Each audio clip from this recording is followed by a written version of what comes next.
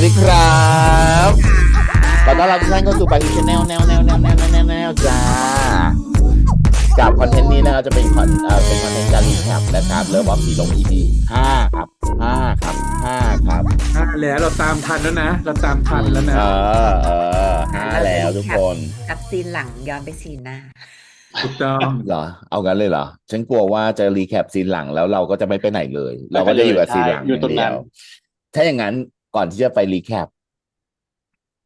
เราขอรีเช็คก่อนว่าบาลานซ์นี้มีเท่าไหร่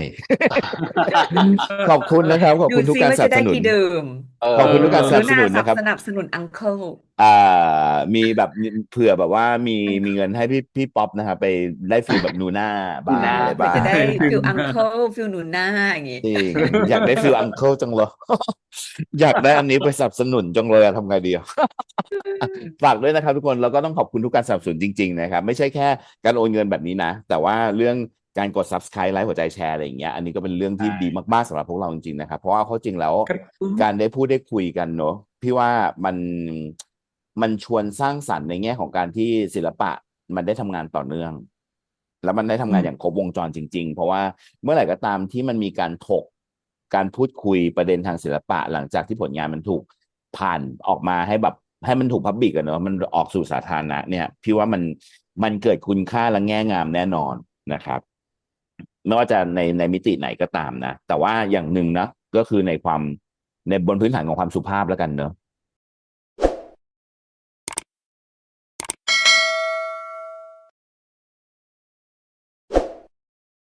ประมาณหนึ่งนะครับเอาล่ะคราวนี้เรามาเข้าประเด็นกันดีกว่าว่า EP 5พาทุกคนไปไหนมาบ้างฉันคิดว่ารถไฟเหาะตีลังกา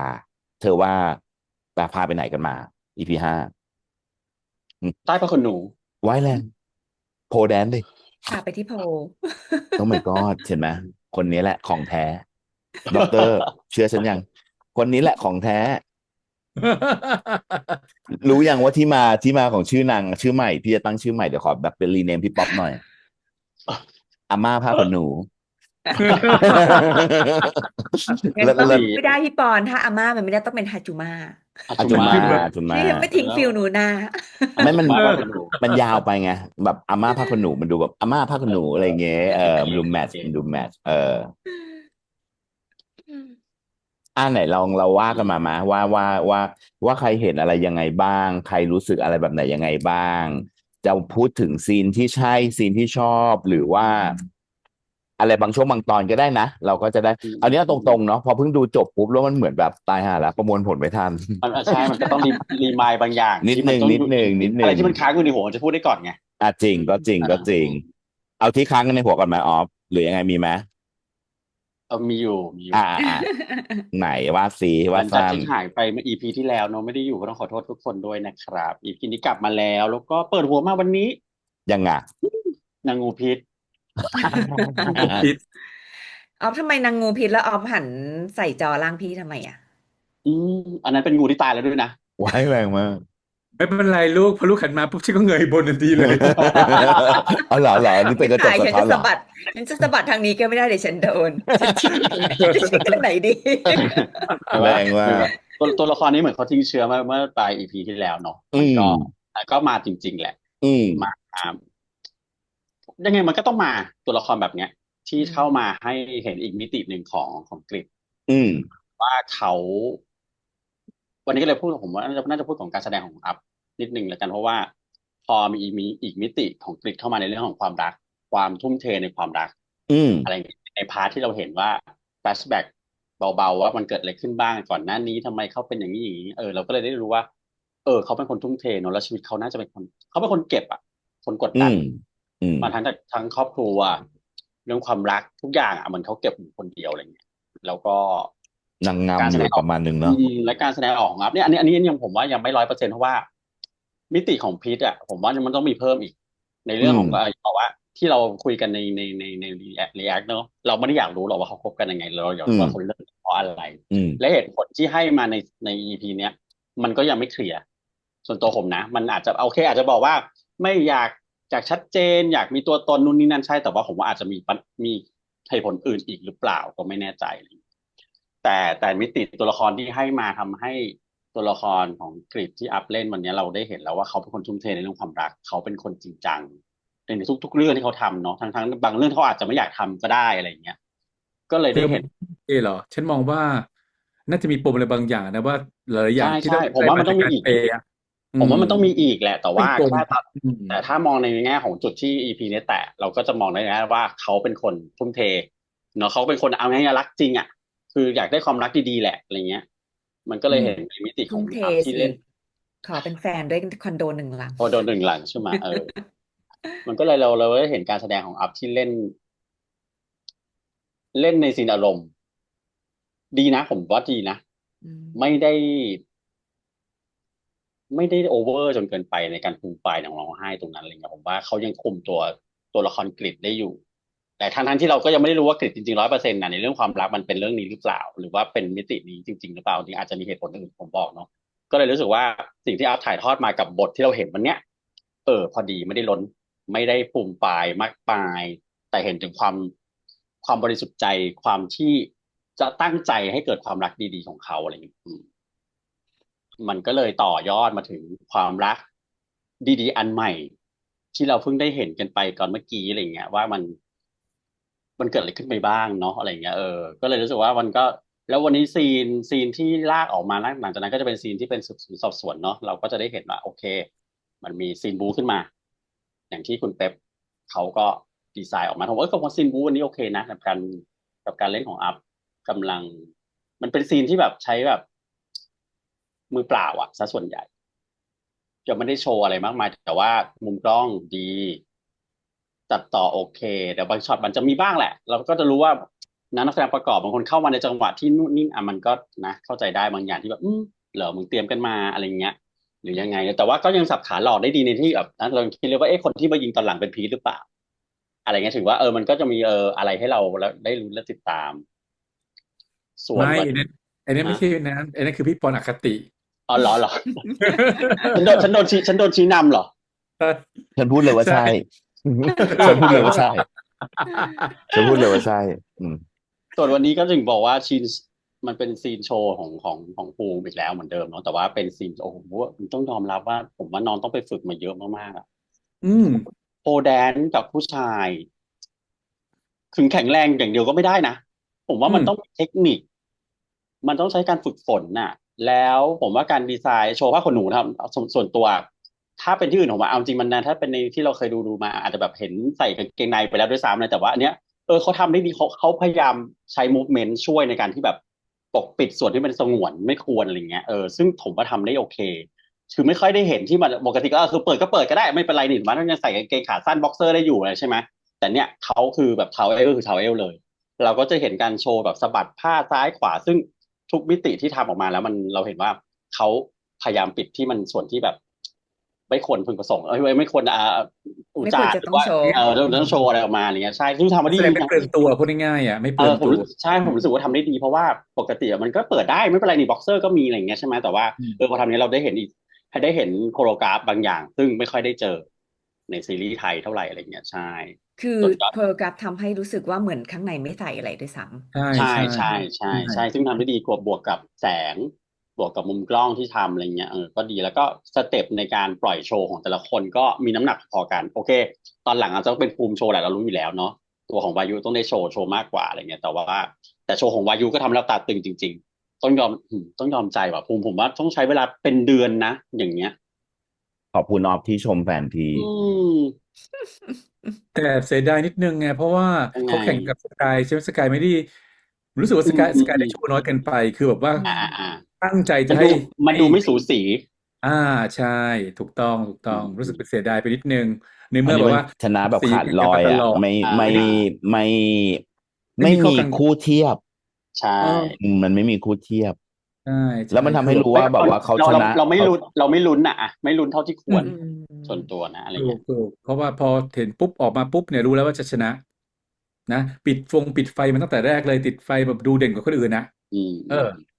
ซึ่งอีพีวิธีการที่แล้วอ่ะตอนที่เขาแบทเทิลกัน2 คนอ่ะเรารู้อ่าสึกได้นะว่าอันนั้นใช่มันดูแล้วว่ะดูสีอืมดูสูสีไอ้นี่คือไอ้นี่คือมันยังไม่ต้องโชว์ตรงที่เป็นชนะโพแดตั้งแต่นซิ่งแรกแล้วชแค่นั้นนะตั้งแต่ไฟแค่ดับไฟรู้เลยคนนี้ชนะอือ่าม ก็ใช่ก็จริง แต่ว่าโชว์ของน้องก็ดีจริงต้องยอมรับอันนี้แบ ดี บ จริง น้อง ดีจริงอันนี้ไม่แล้วก็เถียงอันนี้ไม่ต้องฝึกฝนนะผมว่าน้องทุ่มเทอ่ะแล้วจริงๆเนอะซีรีส์อ่ะฉากแค่เนี้ยเอาจริงเราเห็นกันไม่ถึง10 นาทีอ่ะแต่เราไม่รู้จริงๆเบื้องหลังมันนานแค่ไหนอะกว่าเขาได้ขนาดเนี้ยเพราะโอเคฝึกซ้อมอีก มุมระหว่างกล้องถ่ายทำอีกถ่าย ระหว่าทำอีงถ่ายก ทำอีกกี่รอบเราก็ไม่รู้เนาะก็ต้องยอมใจในความทุ่มเทของน้องแล้วก็ทำออกมาได้ดี ส่วนบทสรุปของ EP นี้พันดื่มไม่น่าพอละมันพันไปหมดตั้งแต่หัวยันขาเล อื ย ม ทรง พัวพัน วี มา นั้น ทรงวีชอบวีเชฟชอบวีเช ถ้าเป็น ฟ ถ้าเป็นรุ่นเราคือ Channel V แต่นั้นคือไทยแลนด์ แรงมาก โอ้ยแต่ว่าดีนะซีนที่เขาเปิดใจผมว่า มันได้มูดบางอย่าง ซึ่ง ไม่ยืด เคลียร์ เยื้อ ใช่ไม่ยืดเยื้อเคลียร์ด้วยของในส่วนของที่วายุค้างคา แล้วก็เคลียร์ในส่วนของที่กิจเก็บไว้ อืม ในเรื่องของความไม่กล้าความที่ตัวเองมี2 หน้าที่อะเนาะสองบทบาทอย่างเงี้ยมันก็เข้าใจได้แล้วก็ครอบครัวที่กดดันมันก็เลยรู้สึกว่าเป็นซีนที่ไม่ฟุ้งไม่ฟูมฟายไม่ยืดเยื้อแล้วก็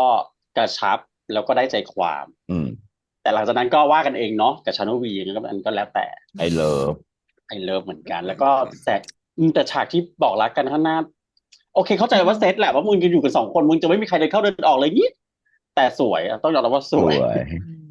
สวยมุมกล้อง ใจแต่มัน แต่ละมุ สวย มอะไรเงี้ยแล้วก็ปล่อยประโยคผมว่าเป็นประโยคที่ไม่ซับซ้อนแต่ว่าบทนะหมายถึงว่าบทเมื่อกี้ที่เขาบอกรักกันอะไม่ได้แบบโห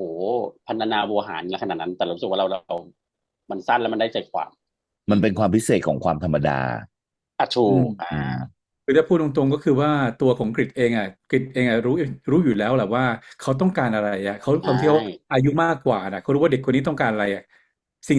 ที่ตัวละครที่วายุอยากได้ยินน่ะ อืม แล้ว มันก็ มันถึงโมเมนต์ที่เขาพร้อมที่จะพูดตรงนี้ อื ไม่ ม ใช่ว่าเขาไม่รู้นะว่าเขาต้องการคำตอบคืออะไรอ่ะ เออ แต่ตอนแรกๆยังไม่พร้อมที่จะพูดตรงนี้อะรู้อยู่แล้วอะมันเห็นความคนหนึ่งที่เป็นมาทัวร์มากกว่าอีกคนห ใช่ นึ่งอ ใช่ ยู่แล้ว คนที่เป็นความเป็นผู้ใหญ่มากกว่าอาจจะรอจังหวะ แล้วก็ ใช่แล้วเราเห็นด้วย สถาน เรา การณ์ เราก็มีดิเรกชันมาจากเฟยมาม่าด้วยไง อืม โดนแรงกดดันอันนั้นอีก เฟยมาม่าคือเราเห็นว่าตัวละครมันต้องคอนเฟสแล้วเพราะว่าเฟยมาม่าเขากลุยทางให้คอนเฟสละ อืม ใช่ ว่าเรื่องราวมันจะเป็นแบบไหนยังไงต่ออะไรเงี้ยมันต้องมาแล้วอะไรเงี้ย แต่ซี แอน บมี เนี้ยจะคอน แอบ เฟ มี ส เดา ยัง นิ ไง ดนึง ก็ เตอร์กัน ไม่บอกแอบมีเดานิดนึงว่าตรงที่ว่า เอ้ยเขาจะมันกริดจะเหมือนกับตอนที่คบกับพีทหรือเปล่าที่พีทเขาบอกว่า ก็กริดไม่กล้าเปิดตัวไม่กล้าพวกนี้นั่นโน่นอะไรอย่างเงี้ย ตรงเนี้ย อันนี้น่าจะเป็นเรื่องงัดง้างที่อะไรอ่ะที่ทำให้นางอสรพิษจ้างคนมาถ่ายแบบตามเรื่องอ่ะนึกออกปะส่งรูปเพราะว่ามันอาจจะแบบเนี่ยนางอสรพิษน่ะนางอาจจะเอารูปเนี้ยไปแบบคุณพ่อครับนี่ ถูกต้อง อะไรอย่างเงี้ย ต้องไปแบ็กเมย์ซัมติงแน่นอน เพื่อที่จะ ดี ให้แบบว่านางต้องแบบว่าบาร์นางต้องรอดอะไรอย่างนี้เป็นต้น อืม แล้วเมื่ ถ้า อกี้ บาร์ ฟังว่าอะไร นางไม่ ครับ หลุดอ่ะมา เมื่อกี้จะแตะนิดเดียวตรงซีนสุดท้ายที่บอกว่าจะคอนเฟสชั่นกระชับอะไรยังไงจะถูกเจฟบีบมาหรือจะยังไงก็ตามแต่จบด้วยการงัดสายตาทีเดียวจบค่ะ ใช่ใช่ใช่ ไม่ต้อง ใช่ เยอะ ไม่ต้อง อืม ไม่ต้องตอบก็ได้ว่า yes no ให้อภัยหรืออะไรเข้าใจไหมแค่ การ แบ งั บ ดตาขึ้ จั น งห อ วะ ย่างนั้น งัด นะ ตาขึ้นแค่นั้นจบค่ะ มันเล่นละเอียดจังเนอะมันไม่ได้แล้วมันไม่ได้งัดตาขึ้นตามองตาเลยนะ มัน2 สเต็ปแบบ มันมี มอง เว ปา ล ก ข ก่ อ อน งการ เอ้ ที่ ย แบ แบบ บ เออ เอ้ยแบบ บอน้อง เล่นละเอี เล่นละเอียด ยดมา นะเล่น ก ละเอียด อืม อืมสำหรับป๊อปคือป๊อปว่า EP เนี้ยตั้งแต่แรก ในช่วงแรกอ่ะ มันเป็นการปูเรื่องอดีตเนาะซึ่ง ป๊อปคิดว่าสถานการณ์ที่เกิดขึ้นในช่วงเวลาไทามมิ่งตรงนั้นน่ะ น้อยไปนิดนึง คือถ้าเกิด สิ่งที่เราได้จากตรงนั้นคือคบกันมานาน อ่า อ๋อ แต่การคบกันมานานเราไม่รู้สึกถึงความผูกพัน อืม เพราะว่า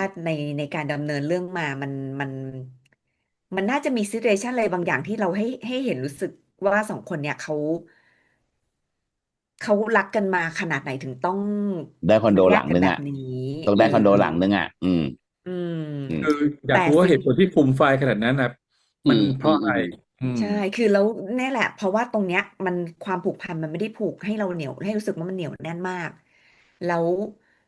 ก็ต้องยอมอย่างหนึ่งว่าเวลของการแสดงออกนี่คืออะไรลีลาในการแสดงออกของน้องที่เล่นเป็นพีชกับอาปะ ต่างกันชัดเจ รับ น ไปได้อีกนะ อื ซีน ม ตอนร้องไห้ตรงนี้ที่เราว่ามันดีแล้วพอดีแล้วอะ เออ จริง ๆ ถ้าเกิดรับส่งดีๆอะจะไป ไป ได้ อีก อีกดีฟได้ อัน อี นี้ ก มัน แต่ มัน ว่า เป็นการแบบรักษาบาลานซ์ของ เอ ผู้เล่น อ มันเลยได้แค่ ไม่งั้นมัน นี้ จะดู มั ก น ระโด แพ็ก ด แค่ เกินไป นี้ เพราะว่าทางนั้นเขาส่งมาแบบสุดของเขาอาจจะอยู่ตรงนี้ ของอัพจริง ๆ เขาไปได้ขนาดนี้เขาก็ต้องให้มัน อื มา ม give อืม take ให้มั ให้ นเล บา เว ลั ล น เดีย ซ์ ว กั กัน น อะไรอย่าง ทั้ เงี้ยนะ ง ๆ ที่ระเบิด ควา อาม ร รู้ มณ์ สึ แร ก งกว่าด้วยนะ แต่ว่า ใช่ มันไม่ เพราะ มัน ว่า ไม่ได้รู้สึก ไอ้นี่ กา เห็ ร น ท ด้วย ี่ ค กับบ ลู กัน น่า มา 5 ปีแล้วเริ่มแบบ คือเราจะเห็น สิ่งที่ ง่าย ๆ ว่าตั้งแต่ช่วงแรกจนถึงเลิกกันน่ะ สิ่งที่ป๊อปได้เมสเสจหลัก ๆ เลยคือ อัพโดนครอบครัวตีกรอบมาก ๆ แล้วความภูมิ ความเป็นตัวอัพอะ มันถูก เขาศัพท์เขาใช้ว่าอะไรนะ ในเรื่องอะ ความภูมิใจของพี่มันคือความภูมิใจของพ่อ อะไรอ พ่ ย่างเงี้ย อา ๆ เอ ๆ อ คือมันทำให้เห็นเลยว่าใช้คำนี้ปุ๊บมันครอบหมดเลยในทุกการกระทำแบบกระดิกไม่ได้ ทำอะไรไม่ได้ แต่ในความรักของเจนตั้งแต่เรียนมหาลัยอะ แล้วอาชีพเป็นนักแสดงอะ จะต้องอยากแบบเปิดไหม จะต้อง อื อยาก ม แบบ เออ ฉัน ฉันรักเธอ เธอก็รักฉันสิ ทำไมเธอต้องมาแบบว่าปิดบังล่ะ อะไรอย่างเงี้ย ตรงเนี้ยที่ป๊อปได้จากแค่คำเนี้ยที่เรารู้สึกว่า โอเค มัน มันส่งเมสเสจมาถึงเรา แล้วมันก็จะส่งเมสเสจต่อไปด้วยว่า เมื่อเขาก้าวผ่านตรงเนี้ย ความรักครั้งเก่าที่ปัญหาใหญ่มันก็คือ เรียกง่าย ๆ ว่า in the closet อะนะ เพราะ อื ว่าม พ่อเป็ อื นตำม รวจเนาะ กับครั้งใหม่ที่ทรงเดิม คำว่าทรงเดิมคือคาแรกเตอร์ของ อืของ ม คนที่ชอบอะ ลักษณะ เพราะว่าเรื่องปูมา แต่จริง ๆ เรากลับรู้สึกว่าไม่ได้เหมือนกันมากไม่ น เหมือนเล นะคะ ย เรียกว่า ไม่เป็นไร ก็คือรู้สึกว่า ความ ความผิดหวังมาแล้ว 1 ครั้งกับเรื่องเดิมอะ มันจะถูกแก้ปมได้ไหม เพราะว่าในทั้ง EP อะ ก็เอาพ่อมา เข้ามาถึงบ้าน ทำไมไม่แต่ง อืม งานเป็นยังไง ต้องทำให้มันดีนะ มันทำให้เราเห็นว่าตัวละครตัวเนี้ย มันถูกตีกรอบด้วยพ่อแบบไม่มีการปล่อยวาง ไม่มีความได้หายใจอะ แล้ ว Move on สุด นะ ท้ายจะ ได้ยิน move เสียง on วิ้งอ จาะ กปัญหาเนี้ย อืม ยังไง อืม แล้วก็ตัวเล็กตัวน้อยก็ไม่ได้ถูกทิ้งนะ ก็โรสเข้า อา มานิดหนึ่ง ไทย ชอบเวลาที่แบบ อยู่เไนทาะ ยกับ กับเพื่อ ใช่ น วายุอยู่ด้วยกัน มัน เป็นคู่ที่เล่นได้ธรรมชาติมาก อื อืม ม คือเล่นใหญ่มากนะ แต่พอมันใหญ่ทั้งคู่มันเลยดูสนุก ใช่ อา แล้วมันจังหวะ แล้ว มันดูเป็นคอมเมดีไปหมด ใช่ อื อื ม ม คือการแสดงอะเล่นดีคนเดียวไม่ได้ไง ถูก อืม มันจะดูกลายเป็นว่าพอเล่นดีคนเดียวแล้วเล่นดีเกิน มันกลายเป็นเกินบท อืม แต่ถ้าเล่นดีคู่มันไปได้เรื่อย ๆ อย่างเงี้ย มันก็จะไปได้ไง มันก็ แต่ละอย่างมันมีวิธีการที่จะต้องดำเนินไปของมันอะเนาะ ส่วนเรื่องโพลนั้น เห็นด้วยกับออฟที่แบบ คือทุกคนแบบเต้นปั๊บ ๆ ๆ ๆ แล้วสกายเป็นแบบเบอร์ 1 อะ แล้วแอร์ไทม์เล็กมาก อืม แล้วก็จัดให้วายุใหญ่มาก อย่างเงี้ย เราก็เลยรู้สึกว่า ดูเพลินไหม ดูเพลินแหละ แหม หมุนบาร์ขนาดนั้นเราก็เพลิน แต่ถ้าเกิดพูดถึงน้ำหนักใน ใน ในการที่เรารู้สึกว่าแบบ เฮ้ย น้องเป็นดาวเด่นดวงใหม่อะ มันจะต้องมีนิดหนึ่งให้เราได้แบบ เปรียบเทียบกันหน่อย อย่างงี้เนาะ แบกทางให้ เอาเข้าจ ให้ ริง ตัว ๆ อละะ ครน้องที่เล่ ตั น ว เป็ เอน กเกินไป มันต้อ น้ ง อง เกร ที่ ซ เล่นเป็น มากกว่านี้ น้องที่เล่นสกายอะ ความพริ้วความแดนซ์เอาจริง ๆ ถ้าเทียบกันน่ะพริ้วกว่านะ เซ็กซีกว่า ในเรื่องของการแบบ มูฟเมนต์ของบอดี อัน บอ ไหน ดี บอดีเขาลีนไง ฉันไม่ เรา ฉันไม่ พู ไม่ ดถึงการ agree แดนซ์พี่ปอน เรา ฉัน อ ไม่ ย่าเอา agree ความรู้สึกส่วนตัวมาใส่ ฉันไม่ agree ก็บอกว่าฉันไม่ agree ก็เท่านั้น นึกออกมา แต่ใด ๆ เลยก็คือ ก็ต้องยอมรับว่าทั้ง EP มันก็จะมีบางช่วงที่ค่อนข้างจะเรื่ อืม อย ๆ แต่ปิดจบโอเคค่ะ ให้อภัยทุกสิ่ง เพราะว่าตั้งแต่หน้าบาร์มาจนถึง V Channel Channel V Channel V Channel V ไม่มีอะไรเกินมันพอดีไปหมดไม่ต้องเยอะปั๊บแล้วก็แบบจบเลยแต่ในความตั้งแต่หน้าบาร์จนถึงโซฟานั้นทุกโมเมนต์การหายใจดูเลยค่ะ หายใจ เอไม่ทั่วท้องเลยออ่ะใช่แสงเสริงมุมมันได้หมดด้วยอืไงเราชมอบตรงที่แบบตัดออกมาคือถ่ายออกจากหน้าต่างอ่ะแล้วเห็นแค่ขาแบบตอนสุดท้ายอ่ะมันตลมันโทนกอ่ดาวเรื่องของะความแบบเซ็กชวลเอออ่มันโทนดาวาความเซ็กชวลลงมาให้มันดูรู้สึกว่ามันมันเทิดูได้ร์นตลกอะไรอเออย่างงี้มันไม่ทิ้งเซนส์ออฟฮิวเมอร์ของเรื่อใช่งเนี้ยที่เขาต้องใช้ว่า หยอดมา sense of เรื่อยๆอ่ะhumor เหมือนกับที่หม้อมาม่าอันเก่าอะเหรอแรงมาก เออประมาณนี้ไหมมีป๊อปอืมด็อกเตอร์ แบบช็อกนะก็ไม่ค่อยได้แตกต่างกับทุกคนหรอกก็เมื่อกี้พูดไปหน่อยนึงแล้วเนาะตรงที่แบบว่าตอนเสียดายตรงที่ฉากแบทเทิลมันไม่ค่อยได้แบบสสูสีมศักดิ์ศรีเท่าไหร่อืมอืเออมอืมไม่ค่อยสมศักดิ์ศรีเท่าไหร่กับตัวละครตรงนั้นน่ะเสียดายแล้วก็ตอนที่เปิดเรื่องตอนต้นเองรู้สึกว่าปูตรงที่เป็นแฟนกันแต่ว่ามันไม่ได้รู้สึกถึงความผูกพันอันนี้ต้องย้ำที่ปอพูดเลยไม่รู้สึกถึงความผูกพันแล้วก็มันยาวเกินไปรู้สึกว่าตรงนั้นมันยาวแต่ว่าตรงที่ต้องการสำคัญจริงๆน่ะคืออยากรู้มากกว่าว่ามันเลิกกันเพราะอะไรเป็นไงตรงเนี้ยประเด็นคือเพราะอะไรเพราะว่าตรงเนี้ยมนุษย์เรามันมักจะรีพีทได้จากเหตุผลเดิมๆที่ตัวเองเป็น คือเข้าใจได้นะว่าเหตุผลก็คือคิดว่าน่าจะแบบว่าเปิดตัวไม่ได้เพราะว่ากลัวพ่อจะนู่นจะนี่อะไรอย่างเงี้ยเพราะฉากที่แบบว่าอัพจุดต่อหน้าพ่อนะบอกเนี่ยผู้กองกฤษเนี่ยพอพ่อพูดเลยปุ๊บเนี่ยมันมีตอนที่ตัดนะคิดว่าทุกคนก็ได้ยินเสียงนะเสียงมันหูบอดอะวิงวีวิงวิวิขึ้นมาอะไรอย่างเงี้ยคือแนวก็ว่าพ่อในยตัวท่อนะมีอิทธิพลต่อตัวของผู้กองกฤษมากตรงเนี้ยแต่ว่ามัน เอ่อถ้าให้ให้รู้สึกคือที่รู้สึกอันนี้ต่างจากป๊อปนิดนึงนะเรารู้สึกว่าเนื่องจากว่าตัวละครอีกตัวหนึ่งอะเขาเล่นมันน้อยมากสำหรับเราอะในฉากตอนที่เอ่ออัพร้องไห้อ่ะดูล้นดูล้นมากดูล้นมากจะไม่เข้าใจว่าทำไมต้องนี่ขนาดให้ต้องล้นนะนะขนาดนั้นอืมรู้สึกว่าทำไมต้องร้องไห้ต้องฟูมไฟายขนาดนั้นจะเสียดายจะอะไรกันนักหนาอะไรอย่างเงี้ยรู้สึกว่ามันแบบล้นกับเราคือล้นอ่ะล้นอืมรู้สึกล้น เออมันล้นเลยเพราะว่าเราไม่รู้จริงๆว่าเขาเสียดายอะไร เพราะเราไม่เห็นอืภาพปะมแต่ว่าคือความขนาดมันมาขนาดของการแสดงมันไม่บาลานซ์กับภาพที่เคยถูกเล่าเรื่องมามั้งใช่ไหมด็อกเตอร์ที่หมายถึงประใช่มาณนั้นใช่อืมใช่ส่วนหนึ่งเป็นอย่างนี้จริงๆก็เลยแบบว่ารู้สึกว่ามันล้นไปนิดนึงตรงนั้นอืมรู้สึกมันล้นมันก็เลยแบบว่าไม่ค่อยแอบดีดออกมานิดนึงนะดีดออกมานิดนึงอืมตรงฉากนั้นที่แบบว่าฟูมไฟายรู้สึกว่ามันเยอะเกินไปกับตรงฉากตรงนั้นเพราะมันมีเหตุผลอะไรที่มันรองรับที่มากเพียงพอแล้วไม่ว่าจะเป็นเรื่องของตัวบทเองหรือเรื่องการแสดงของตัวละครคืออีกตัวหนึ่งที่ส่งมาให้อัพซึ่งมันส่งมาไม่ถึงปุ๊บเนี่ยเราก็เลยรู้สึกว่าตัวละครอีกตัวหนึ่งเล่นเยอะเกินไปอืม นอกนั้นส่วนอื่นๆเองก็ดูเพลินๆต้องบอกจริงๆว่าดูเพลินๆหลังๆเองก็บอกว่าดูซีรีส์แบบชอบดูเพลินๆมากกว่าที่แบบว่าจะไปจ้องมองอะไรตีความที่แบบว่ามันอืมอ่ามากมายนักอะไรเงี้ยต้องบอกว่าจริงๆแล้วเรื่องนี้เองมันก็ต่างกับเรื่อง My Stand In ด้วยนะตรงที่ว่าจุดที่ต้องมานั่งตีความและวิเคราะห์น่ะมันน้อยกว่าเยอะตรงเนี้ยในเรื่องของตัวบทเองอะไรเงี้ยเทคนิคเองก็ไม่ได้คือเทคนิคอะดีแน่นอนคอมโพสแต่ละภาพ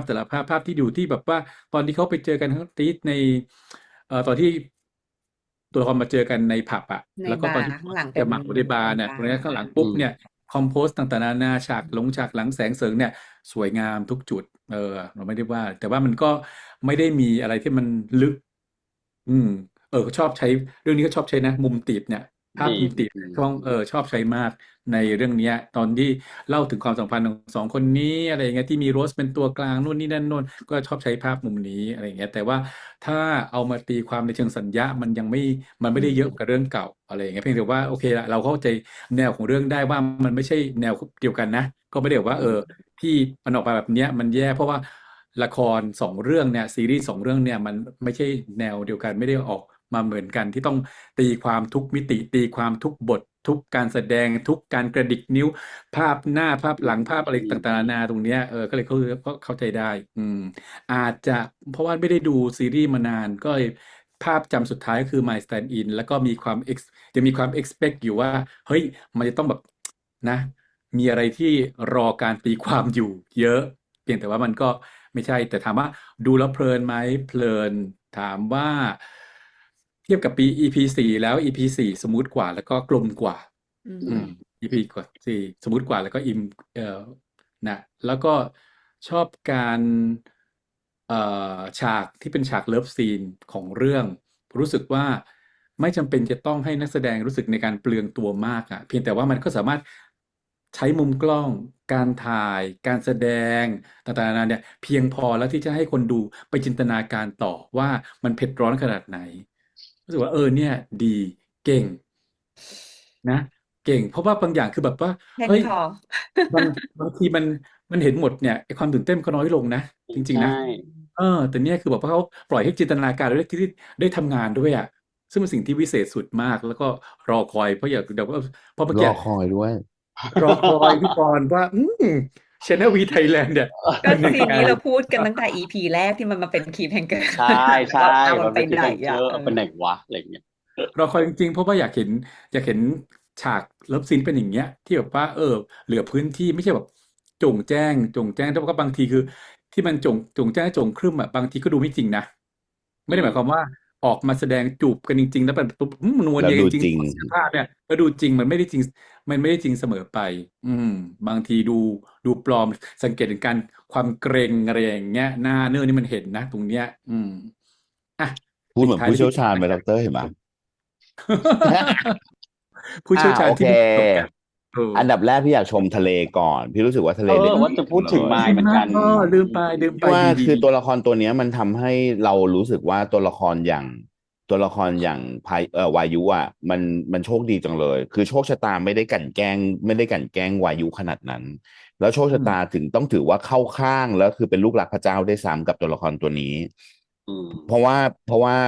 ต่อให้ครอบครัวล่มสลายแค่ไหนยังไงก็แล้วแต่เนี่ย แต่ว่ารอบข้างดีหมดเลย รอบข้างส่วนใหญ่จะดีแบบคือ85%น่ะคือเข้ามาด้วยคือต่อให้เข้ามาว่าหวังผลว่าอยากจะคบหาเป็นแฟนก็ตามแต่ว่ามันเริ่มจากความปรารถนาดีอ่ะเพื่อนก็มีความที่แบบว่านี่คือเพื่อนที่แบบสามารถเป็นเพื่อนตายได้เลยนะ อย่างไทยอย่างเงี้ย คือพี่ก็รู้สึกว่ามันทำให้ยิ่งการเข้ามาของมายมันยิ่งทำให้มายเนี่ย เป็นมายอ่ะ หมายถึงว่า he is มายอ่ะ เข้าใจพี่ไหมคือ แต่ว่ามายของเขาเป็นแบบเป็นความสบายใจนะเป็นเพื่อนนี่เป็นเพื่อนน่ะ เป็นเพื่อนที่มายไม่เคยมายเรียกร้องจากวายุด้วยซ้ำแต่เขาอาจจะไม่ได้ขนาดนั้น อะไรอย่างเงี้ยแต่ว่าในขณะเดียวกันน่ะกลายมาเป็นว่าวายุได้จากมายนะได้ไปแบบเยอะมากว่าเต็มที่มากๆอะไรอย่างเงี้ยแล้วมันเห็นผลน่ะว่าอันเนี้ยเส้นเรื่องไม่ได้ขยับ แต่มีผลกับความรู้สึก ซึ่งแตกต่างอย่างมากกับการเข้ามาของนางงูเพชรนางอักษรเพชรของฉัน อันนี้ฉันบอกตามตรง มันมีผลอารมณ์มันมีผลทางสภาวะอารมณ์กับตอนนี้อย่างนี้เท่านั้นแหละ แต่เอาเข้าจริงแล้วคือจริงๆแล้วการเข้ามาของพีทคือมันมีผลกับเส้นเรื่องมากๆมันมีผลหลักเลยแหละมันขยับเส้นเรื่องแบบอย่างเห็นได้ชัด แต่มันไม่สามารถสะท้อนอารมณ์ได้สำหรับพี่นะ อันนี้อย่าโกรธกันนะทุกคนเพราะพี่ขออนุญาตพูดตามตรงเพราะว่าส่วนตัวพี่รู้สึกว่าวิธีการเล่นของน้อง มันยังไม่สามารถสร้างความเชื่อให้กับเราได้ เพราะว่าถ้าสมมติน้องสามารถสร้างความเชื่อให้เราได้นะ ความธรรมดาที่มันแสนพิเศษในตอนที่มันแบบจูบกันต่อหน้าการที่วายุกับผู้กองเขาเป็นแฟนกันหน้าผับจูบนั้นน่ะ จะมันจะรู้สึกพิเศษกว่านี้อีก นึกออกไหมเพราะว่ามันมาวางอยู่บนพื้นฐานของความธรรมดามากๆทั้งสองตัวละครน่ะ แต่มันเป็นธรรมดาที่พิเศษของความรู้สึกที่ผู้กองมีต่อคนนี้พอมันไม่ได้รู้สึกว่ามันธรรมดา เพราะว่าเราไม่ได้รู้สึกจริง เราก็เลยอันนี้บอกตามตรงพี่ก็เลยรู้สึกว่ามันฆ่านะเอาตรงๆนะอีฉากนั้นน่ะคือพี่รู้สึกว่าอีซีนตอนที่วายุกับผู้กองเขาเป็นขอกันเป็นแฟนหน้าตอนแบบง้อกันหน้าผับตรงนั้นน่ะ คือพี่ก็รู้สึกว่ามันน่าจะดีกว่านี้เวลมันจะอัพกว่านี้ คือถ้ามันถูกมวลรวมได้คุ้มได้หนักแน่นกว่านี้มันเลยอันนี้พี่พูดตามตรงว่ามันส่วนตัวคือมันมีผลกับเส้นเรื่องมากๆการเข้ามาแบบนี้แต่การแสดงมันไม่ได้มีผลกับสภาวะอารมณ์เลยแต่ก่อนปึ๊บ ก็คืออย่าง อยากป๊อปเห็นด้วยพี่ปอยมากๆเพราะว่าถ้าทำให้เราเชื่อว่าสองคนที่เขาผูกกันมากอืมๆคำพูดที่บอกว่ากลับมาขอคืนดีแต่ผมเรื่องไม่ไปต่อมันมันจะจะสะท้อนถึงง้างเนาะอารมณ์ว่าอืมการทำไมที่ปล่อยมือคนที่เคยรักมากๆคนหนึ่งแล้วมาหาคนใหม่คนใหม่เขาสำคัญแค่ไหนตรงอืนี้แหละมที่มันจะให้ความรู้สึกแบบในเชิงลึกกับเพเนี่ยลงมากมันเลยกลายมาเป็นว่าวายุมันเป็นลูกหลักพระเจ้าไงอะไรก็ปูมาให้นางอ่ะ อือืมมอะไรอืมอย่างนี้เป็นต้นอันนี้พี่รู้สึกแบบมันน้ำหนักมันไม่ไหวจริงๆเพราะว่ามันไม่สามารถงัดง้างหรือสร้างความพิเศษให้กับซีนที่มันควรจะรู้สึกเป็นพิเศษอืม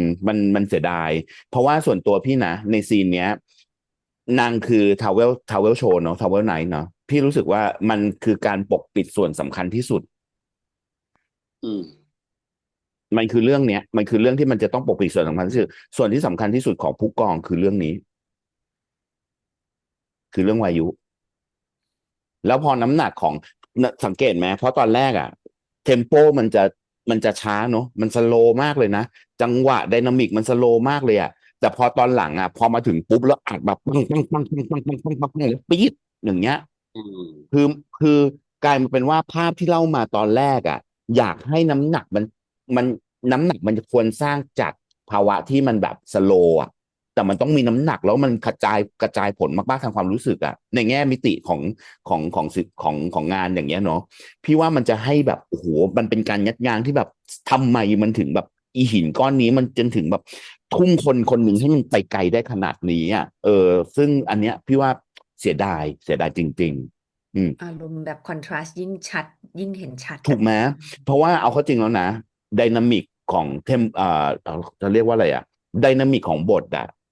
เอาใหม่ไดนามิกของเส้นเรื่องมันเห็นแล้วมันมีวิธีการงัดง้างแล้วเราเห็นไม้กระดานแล้วว่ามันเป็นไม้กระดกที่แบบว่าถ้ามึงโยนหินก้อนนี้ลงไปไม้กระดานอันเนี้ยปึ้งอย่างเงี้ยอีกคนที่อยู่อีกฝั่งหนึ่งมันจะกระเด้งไกลเลยอะไรเงี้ยเราเห็นแล้วนะเราเห็นไม้กระดานแล้วเราเห็นแล้วว่าแบบเขาถือของมาแบบใหญ่มาก แต่วิธีการเล่นมันเลยกลายมาเป็นว่ากระสอบนั้นมันเต็มไปด้วยนุ่นมันไม่ได้เต็มไปด้วยหินมันเลยกลายมาเป็นแบบต๊อปแต่ว่าภาพที่เห็นคือพุ่งอย่างนี้มันก็เลยกลายมาเป็นมันได้พุ่งได้อย่างนี้จากนุ่นจริงๆหรออย่างเงี้ยนะอันนี้คือแบบเปรียบเทียบนะเพราะพี่รู้สึกว่าอันนี้มันมีผลจริงๆนะเพราะว่าเนี่ยแหละเรามักจะบอกว่าจริงๆเราการนักแสดงที่เป็นสมทบหรือว่าเป็นองซอมทุกคนน่ะคาเมโอทุกคนน่ะมีส่วนสำคัญจริงๆเพราะมันจะต้องเป็นตัวที่สามารถ งัดง้างสภาวะอารมณ์ของตัวละครหลักแล้วมันสามารถสร้างเจตจำนงของตัวละครหลักได้อย่างชัดเจนซึ่งอันเนี้ยมันทำให้เจตจำนงของตัวละครหลักเหมือนสรุปว่ากูต้องเลี้ยวซ้ายเลี้ยวขวาวะอย่างเงี้ยเหมือนที่พี่ป๊อปบอกอ่ะมันไม่คือการจะบอกว่าเลิกคนเก่ามาขอคืนดีกับไม่เอาแล้วตัดใจแล้วกลับไปหาคนใหม่โดยที่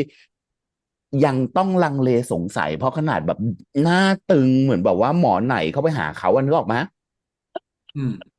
คือแล้วขนาดนั้นน่ะแต่ว่ายังลังเลว่าจะกลับไปคบกับเขาดีหรือเปล่าปล่อยให้มันต้องเขามานั่งตักอ่ะมันมันต้องต้องให้น้ำหนักมากพอว่าทำไมถูกไหมถึงลังเลอืมอืมอืมอันนี้พี่ไม่ได้หมายความว่าแบบหูการแสดงแย่จังเลยนะครับไม่ใช่นะเพราะอันนี้คือมันเป็นภาพรวมทั้งหมดของพาร์ทที่มันเป็นช่วงแรกทั้งหมดเลยพี่รู้สึกว่าทั้งสโลว์และเบามันไม่สามารถงัดง้างให้อีแบบ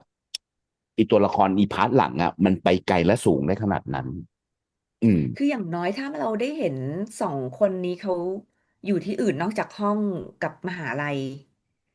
ไปข้างนอกแล้วมีการแบบแคร์สายตาคนอื่นหรืออะไรอย่างเงี้ยที่มันจะต้องให้รู้สึกได้ว่ามันกดมาหรือโมเมนต์ที่เขารักกันหวานฉ่ำกว่านี้อีกนิดนึงหรืออะไรอย่างเงี้ยพวกอย่างเงี้ยเล็กๆน้อยๆที่มันจะเติมน้ำหนักให้คืออ่ะเขาในรีแอคเองหรือว่าในหลังกล้องเองอ่ะเราจะพูดว่าเราไม่ได้อยากดูอ่ะว่านางรักกันยังไงถูกไหมด็อกเตอร์พูดคำนี้เราไม่อยากรู้เลยว่านางรักเริ่มมาได้ยังไงแต่นางอยากรู้ว่าเราเลิกกันได้ยังไงเหตุผลเพียงพอแต่ไม่ชัดเจนอันนี้พูดตามตรงเหตุผลเพียงพอที่จะเลิกมากเพราะว่าเขาก็ต้องการความชัดเจนสมมุตินะมันเป็นเซนซิทีฟของคนเราต่างกันบางคนต้องการความชัดเจนบางคนต้องการการแบบว่าไม่หลบหลีกซ่อนเร้น บางคนคือต้องการอิสระไม่รู้อะแต่เขามีเหตุผลของเขามีเหตุผลตัวละครเหตุผลสามารถเป็นไปได้แต่ความชัดเจนในเหตุผลนั้นไม่มากพอส่วนตัวพี่เพราะว่าเอาตรงๆนะนี่มันมีผลจากวิธีการเล่นเหมือนกันนะ ที่ดรบอกว่าทำไมต้องฟูมไฟล์ขนาดนั้น เพราะเขาปูมาแบบเนี้ยน้ำหนักมันไม่มากพอ แล้วมาเจอเล่นแบบนี้ว่าเหตุผลที่สามารถเลิกได้ไหมเลิกได้ แต่เราไม่เชื่อว่ามันเลิก เรายังมีความแบบกินแหนงแคงใจว่าเอ๊ะที่มันอยากได้มันอยากเลิกเพราะมันมีอีนั่นหรือเปล่า มันมีอย่างนี้หรือเปล่าอะไรเงี้ยซึ่งเราไม่รู้ว่า ไม่รู้เลย อันนี้แบบยกไปเลย ยกไปในกรณีที่พี่รู้สึกว่าแบบ คือในช่วงเนี้ยทั้งก้อนเนี่ยทั้งก้อนอ่ะ ส่วนตัวพี่รู้สึกเบาไปหมดเลย เบาเลย พอมาพาร์ทที่มันเร่งเร้าจนแบบเหมือนกับแบบกระตุกก่อนออกอ่ะ จนเรารู้สึกแบบหูเปลี่ยนจังหวะเร็วมากนะ เปลี่ยนจังหวะเร็วมากโดยเฉพาะอย่างยิ่งการโพแดนของทาวเวลโชว์ของน้องมูลลิด อือหือ ทั้งแก๊งเลยนะเปิดโชว์มาอะไรอย่างเงี้ยมันเริ่มมาแล้วแบบโหมันเล้าจังเลยเล้าจังเลยอะไรอย่างเงี้ยจนกลายมาเป็นแบบว่าอะไรที่ผ่านมามันทำอะไรอยู่วะแล้วเราอ่ะมันเหมือนแบบตัวเราเองนะถ้าส่วนตัวพี่รู้สึกว่ามันมาเร็วมากมันเข้ามาเร็วมากจริงๆแต่ว่าถ้าตอนที่ดูอ่ะมันปล่อยไหลได้ทุกคนปล่อยไหลเพราะเราอยากดูอย่างมีความสุขใช่ป่ะแต่ถ้าสมมติมาพูดในรีแคปถ้าเราต้องมาดูปุ๊บแล้วถอนตัวมาดูในรีแคปอย่างเงี้ยพี่รู้สึกว่าเทมโปของมันอ่ะมันมาเร่งเร้ากระชับกับตัวช่วงสุดท้ายมากเกินไป อืมส่วนตัวนะแต่ถามว่าดีไหมดีชิบหายดีแบบดีแบบดีเลยอ่ะเพราะว่าซีนสวยทุกซีน อืม ซีนสวยทุกซีนพอมันซีนสวยปุ๊บมันมีน้ำหนักทางองค์ประกอบศิลป์มันมีมิติทางศิลปะพี่รู้สึกว่าเอ้ยมันชอบจังเลย แล้วประกอบกับส่วนตัวนะพี่รู้สึกว่าการตีความของพี่คืออีทาวเวลโชว์อ่ะมันคือปกปิดจุดที่สำคัญที่สุด อือหือ เพราะฉะนั้นเนี่ยมันก็จะไปลิงก์เรื่องราวกับของที่เขาพยายามเนี่ยเขาบอกมาว่ามันเป็นเรื่องนี้เขาถูกกดทับแต่ว่าสิ่งที่เขาปกปิดไว้ต่างหากที่เขาต้องการแบบเขายอมข้อกฎเพราะอะไรเพราะว่าเขายังต้องปิดอีเรื่องนี้อยู่ อืม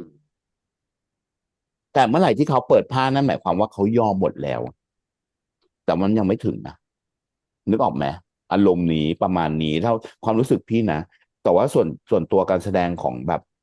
ของอัพกับภูมิเวลนี้คือแบบโอ้โหยิ่งตอนแบบสารภาพหน้าบาร์นะขี้แตกนะ อืม ทั้งน้องอัพทั้งน้องภูมินะเอาตรงๆนะคือแบบโอ้โหอะไรวะเล่นแบบอันนี้คือแบบใกล้มากแล้วนะไอ้คำว่าตาขวาเสียดายตาซ้ายผิดหวังเนี่ยใกล้มากจริงๆใกล้แบบใกล้ได้รางวัลเธอฉันอยากทำรางวัลเนี้ยตาขวาเสียดายตาซ้ายผิดหวังอย่างเงี้ยนึกออกปะแล้วมอบให้แบบกับบุคคลที่สามารถแบบถึงพลิกถึงขิงถึงแก่นเรื่องการแสดงจังเลยอะไรอย่างเงี้ย